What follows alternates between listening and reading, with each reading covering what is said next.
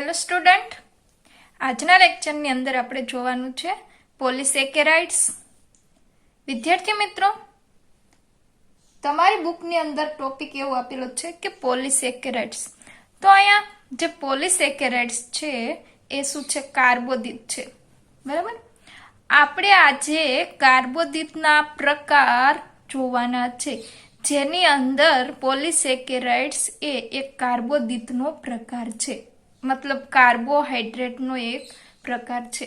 જ્યાં સુધી તમે લોકો કાર્બોહાઈડ્રેટ શું છે એ નહીં સમજો ત્યાં સુધી પોલિસેકેરાઇડ શું છે એ સમજાશે નહીં. બરાબર. તો વિદ્યાર્થી મિત્રો, આજે આપણે પોલિસેકેરાઇડ્સ વિશે વાત કરીએ. એના પહેલા કાર્બોદિત શું છે અને કાર્બોદિતનું સામાન્ય સૂત્ર અથવા તો બંધારણ શું છે, એના કેટલા પ્રકાર છે, એના વિશે થોડી ચર્ચા કરવાની છે. બરાબર.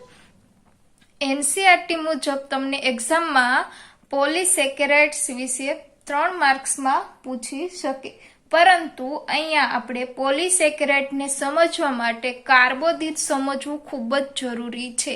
એટલા માટે થોડું આઉટ ઓફ ટેક્સ્ટ બુકનું આપણે જોવાનું છે, જેની અંદર કાર્બોદિતના પ્રકાર વિશે વાત કરવાની છે. અહીંયા તમારે એનસીઆરટી મુજબ જવું હોય તો પોલિસેકેરાઇડ્સ માટે પોલિસેકેરાઇડ્સ જે છે એ તમને એક્ઝામમાં પૂછી શકે. બરાબર. તો ચાલો વાત કરીએ આપણે કાર્બોદિતની. તો સૌપ્રથમ આપણે અત્યારે જૈવ અણુઓની વાત કરી રહ્યા છીએ. બરાબર. તો જૈવ અણુઓની અંદર આપણે અગાઉ ભણી ચૂક્યા છે કે કયા જૈવ અણુઓ હોય. જૈવ અણુઓ કોને કહે છે, જે કોના બનેલા છે? તો અહીંયા કાર્બોદિત અથવા તો કાર્બોહાઈડ્રેટ એ પણ એક પ્રકારનો જૈવ અણુ છે, અને આ જૈવ અણુ મોનોસેકેરાઇડ હોઈ શકે અથવા તો મતલબ કે જે જૈવ અણુઓ છે એ સૂક્ષ્મ જૈવ અણુ પણ હોઈ શકે અને બૃહદ જૈવ અણુ પણ હોઈ શકે. બરાબર. જેની અંદર કાર્બોદિતની વાત કરીએ તો આપણે એવું ના કહી શકીએ કે આ જે કાર્બોદિત છે, કાર્બોદિત બધા જ બૃહદ જૈવ અણુઓમાં સમાવેશ થાય છે, અથવા તો બધા જ કાર્બોદિતનો સૂક્ષ્મ જૈવ અણુઓમાં સમાવેશ થાય છે, એવું આપણે કહી શકીએ નહીં. શા માટે? તો આપણે સૂક્ષ્મ જૈવ અણુઓની અંદર 1000થી ઓછો ડાલ્ટન અણુભાર ધરાવતા અણુઓનો સમાવેશ થાય છે, જેની અંદર કાર્બોદિતના કેટલાક પ્રકાર છે જે 1000 ડાલ્ટનથી પણ ઓછો અણુભાર ધરાવે છે. જ્યારે કાર્બોદિતનો એવો પણ પ્રકાર છે કે જે 10,000 ડાલ્ટનથી પણ વધારે અણુભાર ધરાવતા હોય છે. અને કેટલાક એવા છે કે આપણે સૂક્ષ્મ જૈવ અણુઓની અંદર એસિડ દ્રાવ્ય પદાર્થોનો સમાવેશ કરતા. તો અહીંયા કાર્બોદિતમાં ઘણા બધા એવા છે કે જે એસિડ દ્રાવ્ય પણ છે અને એસિડ અદ્રાવ્ય પણ છે. પરંતુ અહીંયા જો પોલિસેકેરાઇડ્સ વિશે વાત કરતા હોય તો આના માટે આપણે સ્પેશિયલ કહી શકીએ કે આ બૃહદ જૈવ અણુ છે. અને બીજું તો આ જે બૃહદ જૈવ અણુ એસિડમાં અદ્રાવ્ય પણ છે,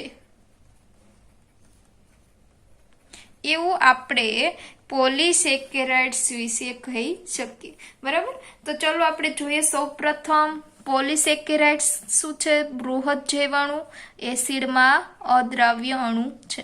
પરંતુ પોલિસેકેરાઇડ્સ વિશે ડિટેલમાં વાત કરીએ એના પહેલા આપણે જોવું પડશે કાર્બોદિત. કાર્બોદિતની વાત કરીએ તો પોલિસેકેરાઇડ્સ એ પણ એક કાર્બોદિત છે. બરાબર. જે કાર્બન, હાઇડ્રોજન અને ઓક્સિજનના બનેલા હોય છે. તો અહીંયા કાર્બોદિત કાર્બન, હાઇડ્રોજન અને ઓક્સિજન જેવા અણુ ધરાવે છે, જેની અંદર હાઇડ્રોજન અને ઓક્સિજનનું જે પ્રમાણ છે એ મોટા ભાગે 2:1 હોય. મતલબ એક ઓક્સિજનનો અણુ હોય ત્યારે 2 હાઇડ્રોજનના અણુ હોય. પરંતુ બધામાં જરૂરી નથી કે હાઇડ્રોજન અને ઓક્સિજનનું પ્રમાણ 2:1 હોય, અમુકમાં ન પણ હોય. બરાબર. તો એ પણ છે કે ઓક્સિજન કરતા હાઇડ્રોજન ડબલ હોય એવું જરૂરી નથી. ક્યારેક ઓક્સિજન કરતા હાઇડ્રોજન જે છે અહીંયા વિદ્યાર્થી મિત્રો હાઇડ્રોજનના અણુ ચોક્કસ રીતે વધારે હશે ઓક્સિજન કરતા, પરંતુ જેટલી ઓક્સિજનની સંખ્યા છે એના ડબલ હાઇડ્રોજન હોય એવું જરૂરી નથી, અને અમુકમાં 2:1 હોય છે તો અમુકમાં નથી પણ હોતું, બરાબર. તો અહીંયા કાર્બોદિત એક કાર્બન, હાઇડ્રોજન અને ઓક્સિજન ધરાવતો જૈવ અણુ છે, જેનું સામાન્ય સૂત્રની વાત કરીએ, કોઈ પણ કાર્બોદિતનું સામાન્ય સૂત્રની વાત કરીએ તો CnH2OM. આ કાર્બોદિતનું સામાન્ય સૂત્ર છે, એટલે કે C ની સંખ્યા n, જ્યાં n બરાબર m હોય પણ ખરા અને n is not equal to m, એટલે કે n બરાબર m ના પણ હોય. એટલે કે અહીંયા કાર્બનની જેટલી સંખ્યા છે એટલી જ સંખ્યા ઓક્સિજનની હોય પણ ખરા, અને કાર્બનની જેટલી સંખ્યા છે એટલી ઓક્સિજનની સંખ્યા ના પણ હોય, બરાબર.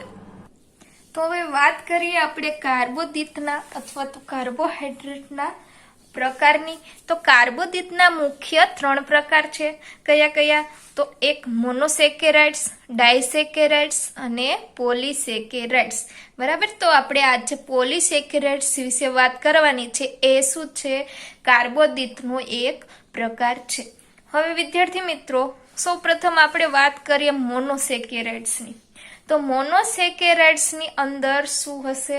તો મોનોસેકેરાઇડ્સ એ કાર્બોદિતનો એક પ્રકાર છે જે સરળ શર્કરા ધરાવે, જે એક જ અણુ ધરાવે. મોનો મતલબ 1, બરાબર. તો અહીંયા મોનો મતલબ 1 એટલે એક જ અણુ ધરાવતા હોય એવી સરળ શર્કરાનો સમાવેશ મોનોસેકેરાઇડ્સમાં થશે, બરાબર. અને જ્યાં n is equal to m, મતલબ જેટલા કાર્બન હશે એટલા ઓક્સિજન હશે, જ્યાં 2 ક્રિયાશીલ સમૂહ જોવા મળે. આલ્ડોઝ CHO અથવા તો કીટોઝ જેવા 2 પ્રકારના સમૂહ, કીટોઝ જેવા 2 પ્રકારના સમૂહ અહીંયા સરળ શર્કરામાં જોવા મળે. બીજું, તો જે મોનોસેકેરાઇડ્સ છે એ સ્વાદે ગળિયા હોય, એટલે કે સ્વાદમાં એ કેવા લાગે છે? ગળિયા લાગે છે. જેમ કે ગ્લુકોઝની વાત કરીએ અથવા તો ફ્રુક્ટોઝની વાત કરીએ, તો આ બંને મોનોસેકેરાઇડ્સ છે, જેનો ટેસ્ટ કર્યો હોય તો ખ્યાલ આવશે કે એ એકદમ સ્વાદમાં ગળિયા હોય છે. બીજું, તો કે અહીંયા જે મોનોસેકેરાઇડ્સ છે એનું જળ વિભાજન થઈ શકે નહીં, એટલે કે અહીંયા મોનોસેકેરાઇડ્સનું પાણીનો અણુ છૂટો પડીને જળ વિભાજન થઈ શકતું નથી. ત્યારબાદ અહીંયા મોનોસેકેરાઇડ્સમાં કાર્બનની સંખ્યાને આધારે, એટલે કે કેટલા પ્રમાણમાં કાર્બન એક શર્કરાની અંદર હાજર છે એને આધારે મોનોસેકેરાઇડ્સના 3 પ્રકાર પાડવામાં આવ્યા છે. જેની અંદર મોનોસેકેરાઇડ્સના પ્રકારની વાત કરીએ તો ટ્રાયોઝ, પેન્ટોઝ અને હેક્સોઝ. તો અહીંયા મોનોસેકેરાઇડ્સના ટોટલ 3 પ્રકાર છે. કોને આધારે? કાર્બનની સંખ્યા, કેટલી કાર્બનની સંખ્યા ધરાવે છે એ શર્કરા જે છે એ કેટલા કાર્બન ધરાવે છે એને આધારે એના 3 પ્રકાર. જેની અંદર ટ્રાયોઝની વાત કરીએ તો એ 3 કાર્બન ધરાવતી શર્કરા હશે, જેમ કે ગ્લિસરાલ્ડીહાઇડ, જે આપણે લિપિડની અંદર જોઈ હતી. તો અહીંયા ગ્લિસરાલ્ડીહાઇડ છે એ 3 કાર્બન ધરાવતી સરળ શર્કરા છે.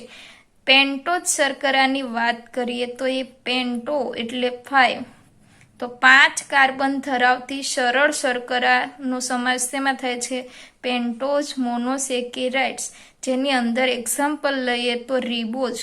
તો આ જે રિબોઝ શર્કરા છે એ પેન્ટોઝ શર્કરા અથવા તો 5 કાર્બન ધરાવતી સરળ શર્કરા છે. હેક્ઝોઝની વાત કરીએ તો હેક્ઝો મતલબ 6, તો અહીંયા 6 કાર્બન ધરાવતી સરળ શર્કરા છે, જેને હેક્ઝોઝ શર્કરા કહે છે. હેક્ઝોઝની અંદર વાત કરીએ તો ગ્લુકોઝ, જે ગ્લુકોઝ છે એ હેક્ઝોઝ સરળ એટલે 6 કાર્બન ધરાવતી સરળ શર્કરા છે. તો આવી રીતના વિદ્યાર્થી મિત્રો કાર્બનની સંખ્યાને આધારે મોનોસેકેરાઇડ્સના જુદા જુદા પ્રકાર પાડવામાં આવ્યા છે. ત્યારબાદ વાત કરીએ આપણે ડાયસેકેરાઇડ્સની. ડાયસેકેરાઇડ્સની અંદર શું હશે? તો આ પણ એક કાર્બોદિતનો પ્રકાર છે. ડાય મતલબ 2, બરાબર. 2 સેકેરાઇડ્સ એટલે શર્કરા. તો 2 શર્કરા ભેગી જોડાઈને જે શર્કરાનું નિર્માણ કરે એને શું કહેવાય? ડાયસેકેરાઇડ. તો અહીંયા ડાયસેકેરાઇડ્સની અંદર 2 મોનોસેકેરાઇડ્સ હશે. 2 જે મોનોસેકેરાઇડ્સ મતલબ 2 જે સરળ શર્કરા છે એ ભેગા મળીને કોનું નિર્માણ કરશે? ડાયસેકેરાઇડ્સનું નિર્માણ કરશે. તો અહીંયા વિદ્યાર્થી મિત્રો એક એક્ઝામ્પલની વાત કરી લઈએ કે 2 હેક્ઝોસ શર્કરા.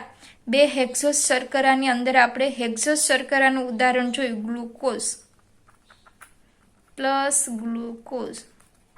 હેક્ઝોસ મતલબ 6 કાર્બન ધરાવતી શર્કરા. 6 કાર્બન ધરાવતી શર્કરાની અંદર આપણે લઈ લઈએ ગ્લુકોઝ. તો 2 ગ્લુકોઝ શર્કરા ભેગી મળીને એક ગ્લાયકોસિડિક બંધ દ્વારા જોડાશે, બરાબર. 2 મોનોસેકેરાઇડ છે, ગ્લુકોઝ બંને મોનોસેકેરાઇડ્સ છે, એટલે 2 મોનોસેકેરાઇડ્સ જોડાય એટલે શું બનાવે?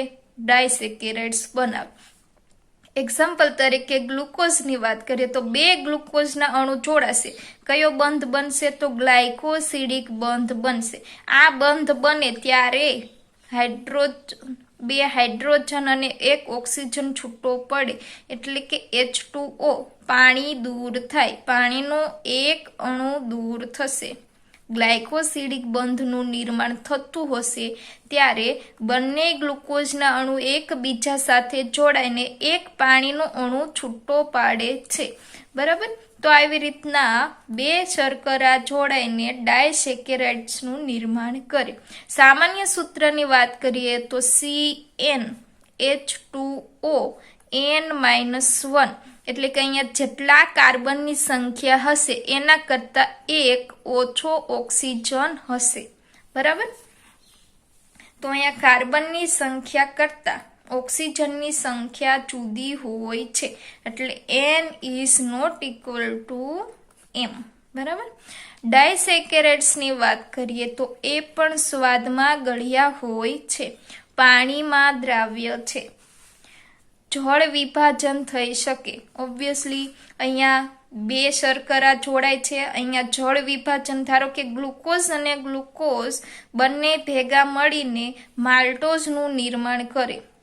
અહીંયા માલ્ટોઝ એક ડાયસેકેરાઇડ્સ છે. હવે આ માલ્ટોઝ છે એ ડાયસેકેરાઇડ્સ છે, એનું આપણે જો જળ વિભાજન કરીએ તો ફરીથી આપણને 2 ગ્લુકોઝના અણુ મળે છે. તો અહીંયા ડાયસેકેરાઇડ્સમાં જળ વિભાજન થઈ શકે છે. ઉદાહરણ લઈ લઈએ તો માલ્ટોઝ, સુક્રોઝ અને લેક્ટોઝ. હવે વાત કરીએ અહીંયા માલ્ટોઝ ડાયસેકેરાઇડ્સ છે, કોની બનેલી છે? તો 2 ગ્લુકોઝના અણુની, ગ્લુકોઝ પ્લસ ગ્લુકોઝ, બરાબર. સુક્રોઝની વાત કરીએ તો સુક્રોઝ એ એક ફ્રુક્ટોઝનું અણુ અને એક ગ્લુકોઝના અણુની બનેલી છે. અહીંયા જોજો વિદ્યાર્થી મિત્રો, ગ્લુકોઝ, ફ્રુક્ટોઝ, ગેલેક્ટોઝ એ બધી જ મોનોસેકેરાઇડ્સ છે, જેની અંદર 2 મોનોસેકેરાઇડ્સ, અહીંયા 2 ગ્લુકોઝના અણુ ભેગા મળી માલ્ટોઝ બનાવે છે. એક ફ્રુક્ટોઝ, આ પણ મોનોસેકેરાઇડ્સ છે, અને એક ગ્લુકોઝ, આ પણ મોનોસેકેરાઇડ્સ છે. બંને મોનોસેકેરાઇડ્સ ભેગા મળીને એક ડાયસેકેરાઇડ્સ શું બનાવે છે? સુક્રોઝ બનાવે છે. ત્યારબાદ લેક્ટોઝ એ પણ શું છે? ડાયસેકેરાઇડ છે, જે એક ગેલેક્ટોઝ, અહીંયા ગેલેક્ટોઝ શું છે? મોનોસેકેરાઇડ્સ અને એક ગ્લુકોઝનું અણુ. આ બંને મોનોસેકેરાઇડ્સ 6 કાર્બન ધરાવે છે, એટલે હેક્ઝોસ શર્કરા છે. બંને ભેગા મળીને એક શું બનાવે છે? લેક્ટોઝનું અણુ બનાવે છે, જે ડાયસેકેરાઇડ્સ છે. તો આવી રીતના ડાયસેકેરાઇડ્સનું નિર્માણ 2 મોનોસેકેરાઇડ્સ ભેગા મળે ત્યારે થાય. અને કયો બંધથી જોડાય એ ખાસ યાદ રાખવું જરૂરી છે, કારણ કે MCQમાં ઘણીવાર પૂછાય છે કે 2 મોનોસેકેરાઇડ્સ કયા બંધ દ્વારા જોડાઈને ડાયસેકેરાઇડ્સનું નિર્માણ કરે? તો કયો બંધ છે? ગ્લાયકોસિડિક બંધ દ્વારા જોડાય છે અને પાણીનો અણુ છૂટો પડે છે. હવે આપણે વાત કરીએ આજનો જે ટોપિક છે પોલિસેકેરાઇડ્સ એના વિશે. તો હવે વિદ્યાર્થી મિત્રો, પોલિસેકેરાઇડ્સ, પોલી મતલબ ઘણા બધા અણુ અથવા બહુ બધાય અણુ, બરાબર. અહીંયા મોનો મતલબ 1, ડાય મતલબ 2, પોલી મતલબ ઘણા બધા. તો અહીંયા પોલિસેકેરાઇડ્સ એટલે શું હશે? ઘણા બધા અથવા તો મોટી સંખ્યામાં મોનોસેકેરાઇડ્સ જોડાયેલા હશે. તો હવે પોલિસેકેરાઇડ્સ પણ શું છે? કાર્બોદિતનો એક પ્રકાર, જેની અંદર મોટી સંખ્યામાં શું હાજર હશે? મોનોસેકેરાઇડ્સ જોડાયેલા હશે. એટલે કે અહીંયા મોનોસેકેરાઇડ્સના જે અણુ છે, ધારો કે ગ્લુકોઝ, બીજું કયું છે? ગેલેક્ટોઝ, એની સિવાય ફ્રુક્ટોઝ. તો આ બધા મોનોસેકેરાઇડ્સના અણુ લાંબી શૃંખલામાં ગ્લાયકોસિડિક બંધ વડે જોડાઈને પોલિસેકેરાઇડ્સનું નિર્માણ કરતા હોય છે. તો અહીંયા પોલિસેકેરાઇડ્સ કઈ રીતના બનશે? તો મોટી સંખ્યામાં મોનોસેકેરાઇડ્સ જોડાઈને લાંબી શૃંખલાનું નિર્માણ કરે, જેને આપણે કહીશું પોલિસેકેરાઇડ્સ. સામાન્ય સૂત્રની વાત કરીએ તો C6H10O5 અને N, બરાબર. તો અહીંયા N એ શું છે? અસંખ્ય અણુઓ, બરાબર. N ઇઝ ઇક્વલ ટુ કે જેટલા મોનોસેકેરાઇડ્સના અણુ જોડાયેલા છે એ શું છે? N બરાબર કે જેટલા પણ એને મોનોસેકેરાઇડ્સના અણુ છે એને જોડાવવું હોય એટલા જોડાઈ શકે, બરાબર. જેની અંદર શાખિત અને અશાખિત શૃંખલા દ્વારા એકબીજા સાથે જોડાયેલા હશે. બીજું, પોલિસેકેરાઇડ્સ છે એ સ્વાદે ગળ્યા નથી. બીજું, એની સિવાય પાણીમાં અદ્રાવ્ય છે, એટલે કે અહીંયા જૈવ અણુભાર વધી જાય. કેવા હશે? 10,000 ડાલ્ટનથી પણ વધારે. એટલે એ કે શેમાં સમાવેશ થશે? બૃહદ અણુઓમાં સમાવેશ થશે. એક્ઝામ્પલની વાત કરીએ તો સેલ્યુલોઝ, એની સિવાય સ્ટાર્ચ, એની સિવાય ગ્લાયકોઝન, ઇન્યુલિન. અહીંયા યાદ રાખજો, 2 વર્ષ આવ્યા છે અત્યાર સુધીમાં આ ચેપ્ટરમાં, ઇન્યુલિન અને ઇન્સ્યુલિન. જેની અંદર ઇન્યુલિન જે પોલિસેકેરાઇડ્સ છે અને ઇન્સ્યુલિન, તો આ જે ઇન્સ્યુલિન છે એ અંતઃસ્ત્રાવ છે, જે પ્રોટીનનો બનેલો છે, બરાબર છે. તો અહીંયા ઇન્યુલિન પોલિસેકેરાઇડ અને ઇન્સ્યુલિન અંતઃસ્ત્રાવ છે. તો વાત કરીએ આપણે હવે પોલિસેકેરાઇડ્સની. સૌપ્રથમ આપણે એક્ઝામ્પલની અંદર જોઈએ સેલ્યુલોઝ, જે શું છે? પોલિસેકેરાઇડ્સ છે, આપણે એક્ઝામ્પલમાં જોઈએ. તો વિદ્યાર્થી મિત્રો, આ જે સેલ્યુલોઝ છે એ સમપોલિમર છે. અહીંયા સમપોલિમર અને વિષમ પોલિમર એવા 2 ટાઈપ્સ આવે છે. સમ એટલે કે સરખા, એક જ સરખા મોનોમરથી બનેલી શૃંખલા, બરાબર. સમની અંદર એક સરખા મોનોમર હશે અને વિષમ પોલિમરની અંદર જુદા જુદા પ્રકારના મોનોસેકેરાઇડ્સ જોવા મળશે. એટલે કે અહીંયા એક સરખા મોનોમર હોય તો એને શું કહેવાય? સમપોલિમર કહે છે. સેલ્યુલોઝ એ શું છે? સમપોલિમર છે, જે ગ્લુકોઝમાંથી બને છે. ગ્લુકોઝની શાખિત અને અશાખિત શૃંખલા જે જોડાઈને લાંબી શૃંખલા બનાવે છે, ગ્લુકોઝની, જે જોડાઈને સેલ્યુલોઝનું નિર્માણ કરે. સેલ્યુલોઝની વાત કરીએ તો સેલ્યુલોઝ વનસ્પતિની કોષ દિવાલનો ઘટક છે. આપણે કોષ દિવાલ વિશે વાત કરી ચૂકેલા છીએ, જેની અંદર વનસ્પતિની જે કોષ દિવાલ છે એ સેલ્યુલોઝ અને હેમિસેલ્યુલોઝ જેવા ઘટકોની બનેલી હોય છે. અને આ સેલ્યુલોઝ બીજું કાંઈ જ નથી. શું છે? ગ્લુકોઝનો પોલિમર છે, એટલે કે ગ્લુકોઝમાંથી નિર્માણ પામેલી પોલિસેકેરાઇડ્સ છે. એની સિવાય બીજી વાત કરીએ, સેલ્યુલોઝ જે છે એ વનસ્પતિનું કોષ દિવાલનો ઘટક છે અને કોષ દિવાલ ફક્ત વનસ્પતિની અંદર જ હાજર હોય એ તમને લોકોને ખ્યાલ છે. તો અહીંયા વનસ્પતિની જે લુગદી છે, જે લુગદીથી બનેલ કાગળ અથવા તો રૂના આપણે રેસા લઈ લઈએ, તો આ જે રૂના રેસા છે એ શું છે? સેલ્યુલોઝ છે. અહીંયા સેલ્યુલોઝની અંદર કુંતલો જોવા મળતા નથી, બરાબર. તેથી તે આયોડીન સાથે જોડાઈ શકતો નથી. એટલે અહીંયા આયોડીન સાથેની કોઈ પણ કસોટી કરશું તો એમાં એનું જે રિઝલ્ટ છે એ નેગેટિવ જોવા મળશે, બરાબર. તો અહીંયા આયોડીન સાથે જોડાઈ શકતો નથી સેલ્યુલોઝ. ત્યારબાદ વાત કરીએ સ્ટાર્ચની. તો આ જે સ્ટાર્ચ છે એ પણ શું છે? પોલિસેકેરાઇડ છે. બીજું નામ છે એનું મંડકણ, બરાબર. સ્ટાર્ચનું બીજું નામ છે મંડકણ, જે સેલ્યુલોઝ થી જુદું પડતું પોલિસેકેરાઇડ છે, જેની અંદર સ્ટાર્ચ એ ગ્લુકોઝની બનેલી અશાખિત શૃંખલા અને થોડા પ્રમાણમાં શાખિત શૃંખલાનું બનેલું છે. મતલબ અહીંયા સ્ટાર્ચ એ જો ગ્લુકોઝની એક અશાખિત શૃંખલા હોય એને એમાઇલોઝ કહે છે, અને શાખિત શૃંખલા હોય એને એમાઇલોપેક્ટિન કહે છે. તો આવી રીતના ગ્લુકોઝની શાખિત શૃંખલા એટલે કે એમાઇલોપેક્ટિન અને મોટા ભાગે ગ્લુકોઝની અશાખિત શૃંખલા એમાઇલોઝ બંને ભેગા થઈને શું બનાવે? સ્ટાર્ચ બનાવે. સ્ટાર્ચની અંદર શું હશે? એમાઇલોઝ પ્લસ એમાઇલોપેક્ટિન. એમાઇલોઝ એ ગ્લુકોઝની અશાખિત શૃંખલા છે, એમાઇલોપેક્ટિન એ ગ્લુકોઝની શાખિત શૃંખલા છે. મોટા પ્રમાણમાં શું આવેલું હશે? એમાઇલોઝ જોવા મળશે. જેની અંદર સ્ટાર્ચ શું છે? તો આ સ્ટાર્ચ એ વનસ્પતિની અંદર ખોરાકનો સંગ્રહ કરે છે.